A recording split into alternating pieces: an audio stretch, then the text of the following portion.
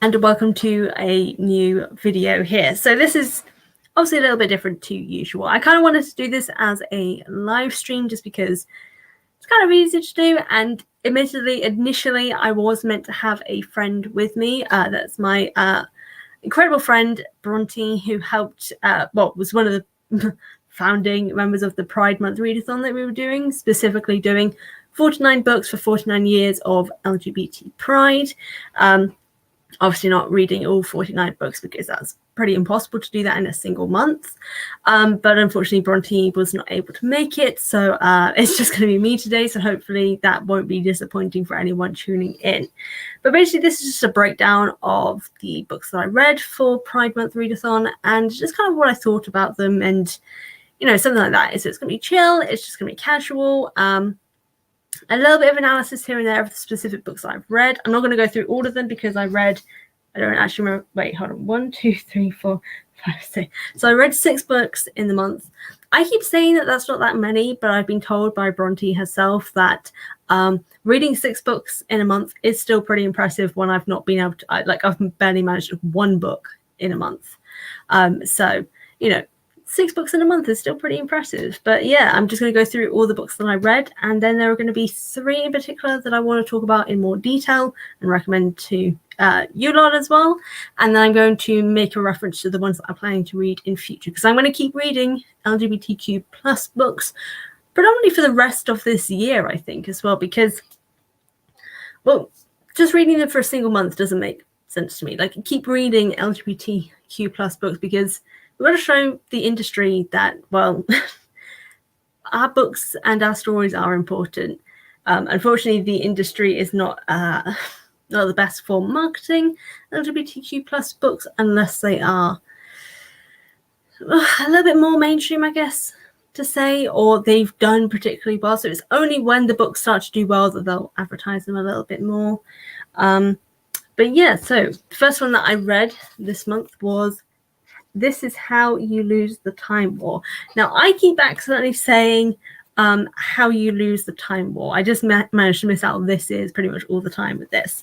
But yeah, so this was my first read, and honestly, it was pretty bloody brilliant. It's a nice and short one. I started with this one first because it was like 200 pages. It may be less than 200 pages, actually. Yeah, it's less than it's 195 pages, and it was a nice little read to kind of get into for the first part of it, this readathon, basically. It's from 2 different characters' POVs, and they're basically like time travelers, which is incredible. And then adding the fact that it's gay, you know, even better. So yeah, This Is How You Lose the Time War by Amal Al-Motar and Max Gladstone. I would definitely recommend this book, by the way, if anyone is looking for a sort of shorter story to kind of get into, and a little bit it's kind of sci-fi, but there's like quite a bit of detail to do with it. Anyway, but definitely recommend it. The next one that I read was The Subtweet by Vivek Schreier. I'm really sorry if I'm saying that wrong to Vivek, as well as if I'm saying the first name wrong as well, doubly sorry. The Subtweet is like a really interesting story of basically just 2 musicians. I can't remember their ethnicities. I feel really bad about that. But they are 2 women of color at different stages of their music careers. And yeah, it's just, so we've got Rukmini and Neela. Neela is the one who was further ahead in her career, and Rukmini was a newer sort of person who came in doing predominantly covers, who got a little bit more famous than Neela, and things kind of go very, very wrong very quickly. It's a really interesting story. I kind of want a sequel for this because the ending is a little bit, not necessarily a sequel. I just want to know the aftermath, because the ending, I don't want to say too much about it, but basically the ending I was not expecting. So yeah, The Subtweet, I highly recommend. Also, not that long. I think this is only just over so it's 225 pages. So definitely recommend it. Next one, okay. This one I'm going to talk about a little bit more in detail, which is Honey and Issue's Guide to Fake Dating by Adiba oh no, I'm going to say this wrong. Shaigida. I'm really sorry. I should have looked up pronunciations before I dived into this. But Honey and Issues Guide to Fake Dating. Best read of the year so far. This is my favorite book that I've read this year. It is absolutely freaking amazing. It's just, it's got all the favorite romance tropes as well. So you've got literal fake dating. You've got sort of not like fully enemies to lovers, but not, I guess I would describe it as like not on the best of terms to lovers sort of situation. A sort of as well as misunderstandings that come with these sort of things. It's a really, really brilliant mix up of like your favorite romance tropes done in a way that's new and innovative and just really interesting. I just love the characters. I think Issue is my favorite because I also like her side story of like the family drama and stuff. Honey is incredible as well. Like Honey is an absolute, I just love her. But it's a really interesting story. It's the fact that it's also set in Ireland. I like doubly love because I don't really read many stories that are set in Ireland, which I should probably do more of that now because of something that I'm working on. Next one that I read, so I'm going to talk about Honey and Issue more in more detail. The next one that I read was Harts, Tolstoy by Catherine Omshi. Now, I do have to admit, for Harts, Tolstoy, I had to DNF this one, which basically means I couldn't finish it. I may go back to it in the future to try and I got like pretty much halfway through it. I was like 200 pages, something like, 200 something pages in. And then I couldn't keep going. I was not finding anything interesting about the main character. I didn't particularly like the main character. The story kind of wasn't intriguing to me. I thought it would be, considering this is about a YouTube channel, but ironically, and about a web show as well. So for the fact that I want to be a filmmaker as well, and like tell my own stories, I thought this would be like the perfect story for me, as well as the fact the main character is asexual, and that's explored a little bit, not in the best way, admittedly, as I've seen from some other reviewers as well. Most people didn't really appreciate, they didn't really enjoy how the asexual presentation was shown in this book. And yeah, there's just some things about it. Wasn't the biggest fan of the characters. I felt like the story, I'm 200 pages in and I'm still kind of not too sure where the story was meant to be going. I may go back to it in the future, but this was my lowest rated book that I read of the list that we had, which is a little bit unfortunate, but yeah, so it may be better for others. I saw that most people, this is a book that lots of people recommend for LGBT readathons. So I'm sure most people usually enjoy it, but it just wasn't in the cards for me. But I may go back to it in future. God, that's loud. The next one, oh my God. Okay, so this, if Honey and Issue was my favorite book that I've read this year, throughout the whole year, this is my second favorite book, which is Last Night and the Telegraph Club by Melinda Lowe. Now, this is a book that, alongside Honey and Issue, that I am recommending to everyone because, oh my God,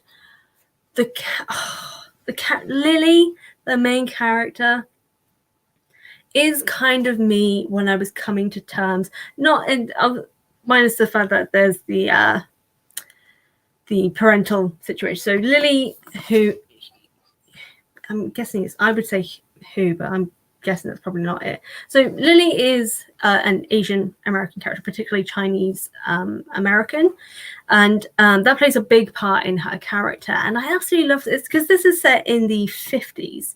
So with some flashbacks to earlier time periods to do with her parents and her aunt.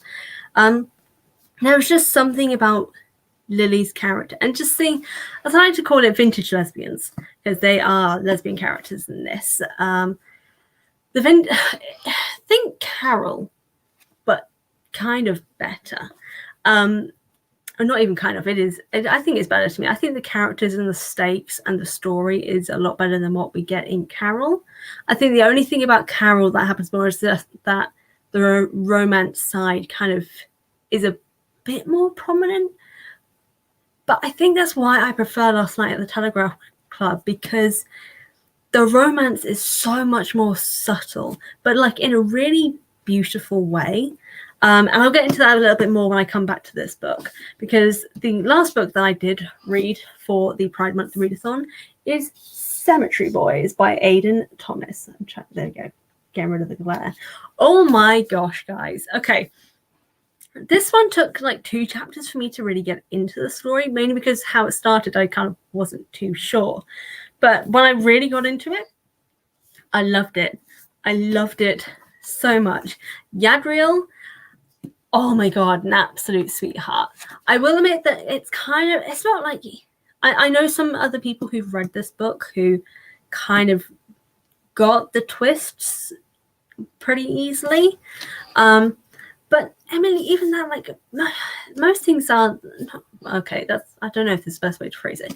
It's not a bad thing that you can kind of figure out the twists, because it still works. It's still kind of a surprise at the same time.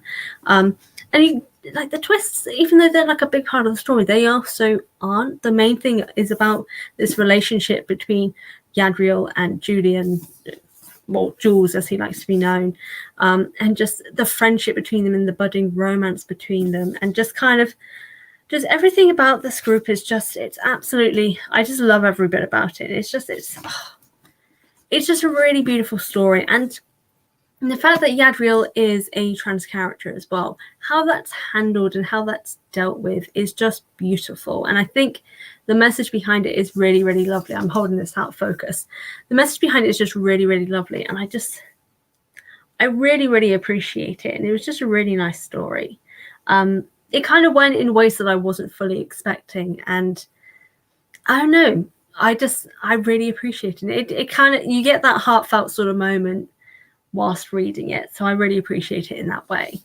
But kind of going into deeper, so the two that I want to talk about, that was going to be 3, because I was going to say more about Cemetery Boys, but I think I kind of said all I wanted to do. I don't think there's anything further I can go with that. But to go back to the Last Night at the Telegraph Club, there is something about seeing a story where the romance is not so, not like in your face, because it's not in this case, but most romances, and LGBT romances in particular, there is a sort of heightened sense to it. Not in that it's like explicitly sexual, but like think of Carol, for example. Even the film Carol, like it's filmed in a really lovely way, but I always felt that there was I don't know if I'm explaining this in the right way, but basically the fact that it's the vintage lesbians, it's set in the 50s during for Lily's her being Chinese American. It's set during like, is it called the Red Scare? That to do with like the communism and like Chinese Americans sort of being persecuted around that time by the US government. But Lily's also dealing at the same time of like the stress and anxiety of what could happen to her father, who is originally from China and migrated, so is not an American-born citizen. So he could be deported. That's a big part of the story, and that's absolutely so well written as well, and so well researched. This is the thing that I really like about the story. I just want to show this here. We're given timelines throughout this book. Focusing. Throughout this book, we're given timelines of the specific sections that we are seeing of when things are set, what's happened in that year in particular. So we're getting like a history lesson as well. So like this is one to do with we get a moment to do with sort of like a flashback to a character that isn't Lily. So this is Judy, so her aunt in this case. But mentions things like 1950, Judy Hu marries Francis Fong, Dr. I'm not going to be able to say that. Dr. Xian is placed under house arrest on suspicion of being a communist and sympathizes with the People's Republic of China. So it was just mentioning all these different things. So after 1951, in Stoneman versus Riley, the California Supreme Court rules that homosexuals have the right to public assembly, for example, in a bar. So these are just really, really interesting things. I think that's just kind of what makes this story even better, is because there's real care for historical sort of accuracy. Well, not sort of, it is quite historic. Well, I'm assuming historically accurate, because obviously I'm not a historian myself, but alongside that, we then have like Lily's story, and her and Kath, who are the love interests in this story. There are so many moments in this book that kind of like make your heart flutter whilst you're reading it, because it's sort of like fluff. It's like beautiful, beautiful fluff. And like there's one moment that I can think of in particular is when the two of them are walking together. They've just kind of begun exploring their feelings, and I think they've only recently shared a kiss at this point. But they're walking somewhere, and like they just, like Lily describes, their hands and like shoulders accidentally on purpose, like brushing against one another. So things like that, just the way that was described, it was just so beautiful and heartfelt. And I think that's just what makes me really appreciate this story, is that it's the, not the simplicity, but it's the weight of these smaller moments, or I want to put in quotes smaller moments, because the way they're written is like that single brush of like a hand is written like the most beautiful love, like sort of like basically a beautiful romantic huge moment when it's a brush of the hands. But even though obviously in our time, like that's still something, because people do still have these sort of feelings. Like I remember with some exes that I've had and things like that, that when your hands do brush, like if you're just walking out and about, because I'm the sort of person that I don't always feel comfortable holding hands with my partner in public, because I've had homophobic abuse thrown at me in the past, even in this day and age. But things like that, you do still have that feeling, but to have that written out and described in this way that you as the reader can feel how powerful and beautiful that moment is between Kath and Lily is just, it's so beautiful. And I really, really appreciate it on that level, that this story focused more on the weight of these moments than kind of like the bigger things. So like there's no, I'm trying to think of a comparison, but like I'm going to have to compare it to Carol again, because vintage lesbians. I've not read many lesbian stories that or queer women stories set in that more historical time period, but like sex scenes and kiss scenes and stuff, like they're written with a beauty as well, but it's these smaller moments that I feel have the bigger weight, and they feel stronger because of this sort of feeling behind the importance and the weight of their actions out in the open, and sort of that sort of situation. It feels so much more beautiful. I'm kind of rambling at this point, so I'm going to move on to Honey and Issue's Guide to Fake Dating. Oh my god, this book,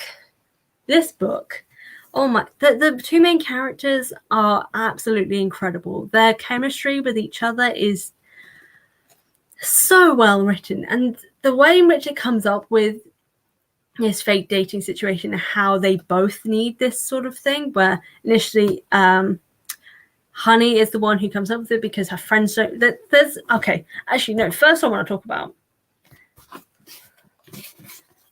content warnings.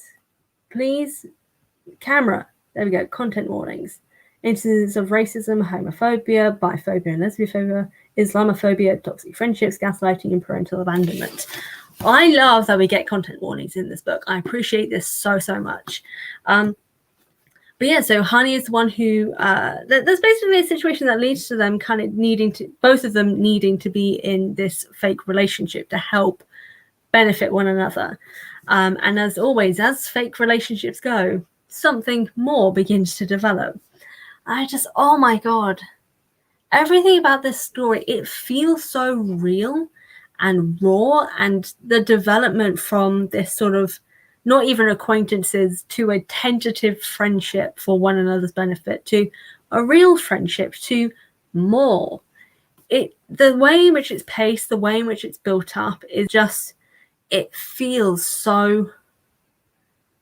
just feels realistic. And I think this is the thing, that most fake dating stories that I have read, and admittedly, most of them fan fiction, but besides the point, they don't always feel the most realistic.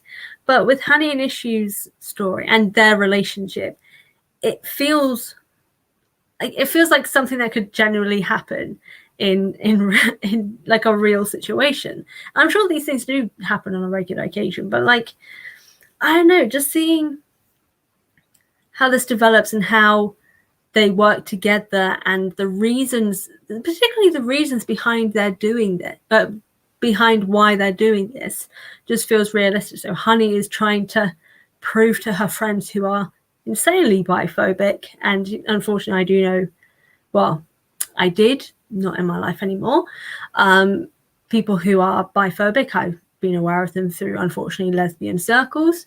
Not friends with them anymore because like don't approve of that behavior, because I don't get why lesbians are biphobic, but that's a completely different conversation. But yeah, it's an unfortunate situation. And then issue is, well, that kind of also makes, well, not makes sense, but her one also feels really raw in the reasons behind it. And it's basically that she needs to prove to her parents that she's not a lost cause because of a situation that's kind of going on with her older sister.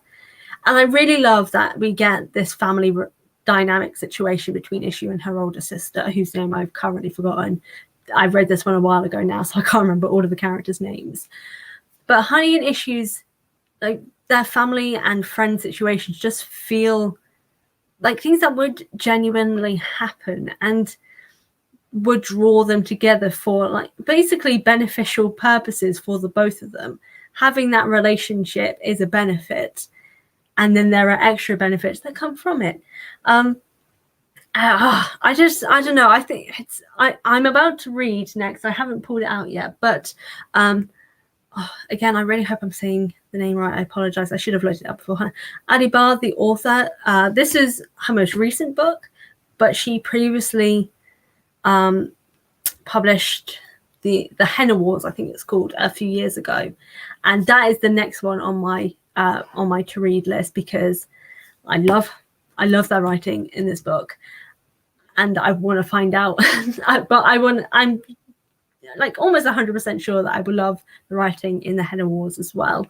So I'm definitely giving that a shot next, because I love their writing and I love the stories and I love the character relationships, and it just feels like something I would enjoy in the majority of their work, because the relationships in this book are just so well written. And yeah, so I'm excited to see if the Henna Wars is of a similar caliber. Assuming it will be, because, well, I've heard many positive things about it in general. But yeah, these are the things that I've read. What I'm planning to read next, because like I say, LGBT stories are not just for 1 month, they are for the entire year. And I'm, as a gay, you know, I'm gay all year round. So yeah, keeping with the theme. But the things that I'm planning on reading next are The Mermaid, the Witch and the Sea by Maggie Takuda Hall. I've heard so many great things about this. I've actually got this on audiobook as well, so may do a mixture of listening to it on audiobook and listening to it and reading it. The one that I'm planning on reading very soon, because I've already got the bookmark in, is Perfect on Paper by Sophie Gonzalez. This one, unfortunately, I think this is one that received a bit of backlash, possibly this may have been, because of biphobic people, because they weren't happy about the fact that the main character is bisexual and is in a relationship with a boy or something. People are goddamn ridiculous with things like that. The one that I'm also planning to read is Ace of Spades. This is another recent release by Farida, and I'm sorry, I'm not going to be able to pronounce this currently. I don't want to butcher it. But yeah, Ace of Spades by Farida. I've heard some incredible things about this, and it's dark academia, and I've been getting into this a lot with my interview with Katie Zhao that was done a little while ago for her book How We Fall Apart. So I'm very excited to read some more dark academia books. And then this is the one that I've just lost my bookmark. That is the worst possible thing. I don't remember what chapter I was on, but the thing that I'm planning to read, basically I'm currently reading right now, is One Last Stop by Casey McQuiston, which is I believe this is a time traveling lesbian novel, which I'm excited about, which also, well, it didn't really receive backlash, but I know there's been some drama on TikTok because someone said they don't approve of the lifestyle. They liked Red, White and Royal Blue, which is to do with two gay boys, or 2 possibly queer boys. I don't know if they were, one was gay and one was bisexual. I have not read it yet, but they didn't approve of the lifestyle of lesbians. People have been roasting them though, so I appreciate that. But yeah, I'm ready to read this, and my friends have already read it at the moment. Bronte is one of them, and then some of my Percy Jackson podcaster friends have read this as well, so I'm excited to kind of get in. I'm only a few chapters in. It's taking me a bit of a while to kind of get into it, but I'm ready to go. So yeah, that is what has been going on for this Pride Month readathon. I am planning on doing these hopefully every year for June for Pride Month. Next year is the 50th anniversary of the UK Pride celebrations. So there will be 50 books listed for next year. And hopefully more LGBT books will be coming out, so we can have a bunch of new, completely different things on the list for next year.